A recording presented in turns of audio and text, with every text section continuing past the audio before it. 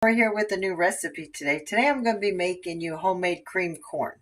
It's going to be a simple, easy recipe that you can add anything that you want, but I'm going to give you the basic recipes. So what you're going to need just to get started, I'm going to be using frozen corn kernels. You could use canned, but I like the frozen. You're going to need sugar, some honey, some flour, some butter. I'm using a cast iron skillet, and butter.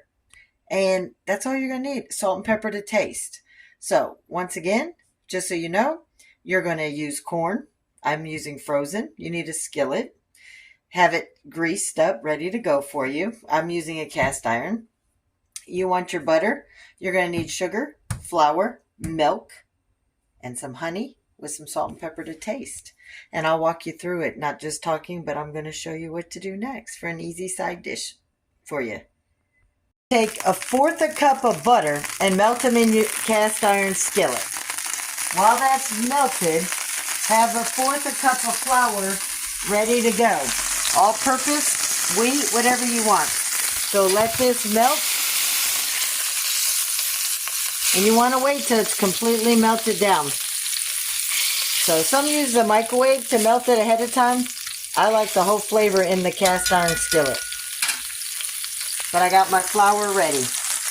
On standby, have 4 cups of your corn, your frozen or your canned corn, off to the side, ready to go. You got salt, pepper, honey, my sugar. I don't got the milk out yet because that's going to be one of the last things, or one of the things that I need right now. But the first thing is I'm going to get my flour. So I'm going to turn that down to medium. And when that's melted, I'm going to add the flour and I'm going to whisk it till I get it all mixed together. I'll be back to show you what that'll look like. All right, butter's melted. Get your flour in. You're just making it lightly golden brown because you don't want to burn it. Got my temperature back up.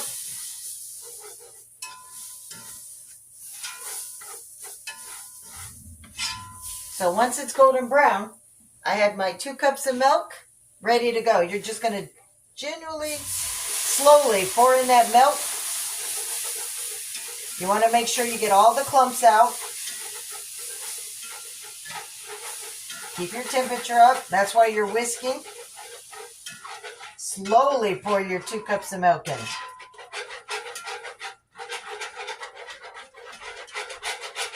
Keep that temperature going. And just keep whisking all the lumps. I'm making a mess on my stove, as you can see. Miss some milk. And keep whisking while I'm trying to clean up my milk spill.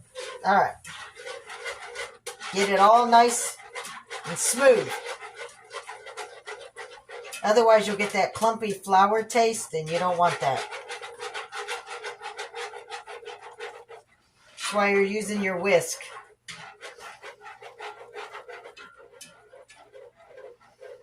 Now, while this is whisking, you've got your corn waiting.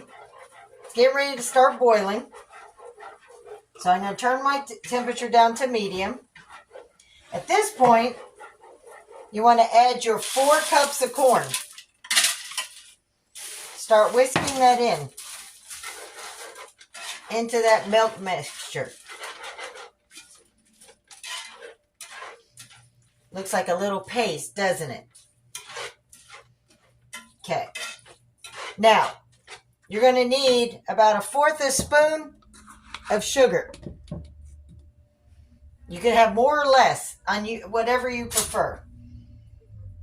You get that sugar all in there. Keep whisking. It's at this point that I'm also going to do a dollop, just about 1/2 teaspoon of honey. Just drizzle it. It's personal preference. You don't even need it. And I'm going to add some pepper. Now, I'm not doing salt because I didn't use unsalted butter. If you use unsalted butter, you're going to use your salt. I don't use it because I use salted butter or margarine, whatever you want. You should be getting that nice, creamy paste. And you're just going to let this cook on between medium and high heats. So right in the middle. You don't want it on high, but you don't want it on low. So I'm going to show you what this looks like up close. And get my hand out of the way. This is what it should look like for you. You see the thickness, the consistency? But we're not even done yet. So far pretty easy, right? All right, while this simmers and I get the rest of the ingredients together, I'll be back. Boiling, I turned the heat down to a low simmer. You want it on low because you don't want it to burn, but you want to let that corn thaw and cook and absorb all that rich goodness. Now at this point, you can taste it to determine if you need a little bit more honey or sugar, depending on what you want. I determined that I needed just a little squirt more of the honey. And that's all. You see, just a little drizzle. And I'm not even going to stir that in. So I'm going to cover this for about 10 to 15 minutes, stirring occasionally. You don't want it to stick or to burn. Just stir it in. Let's see, if I'm going to let it sit for about 15 minutes, I'll be back in about 5 to 7 to stir it. But I'm going to keep an eye on it while I'm getting the rest of the meals done. But as you see so far, a simple recipe. We're almost done. We only have one more ingredient left to go.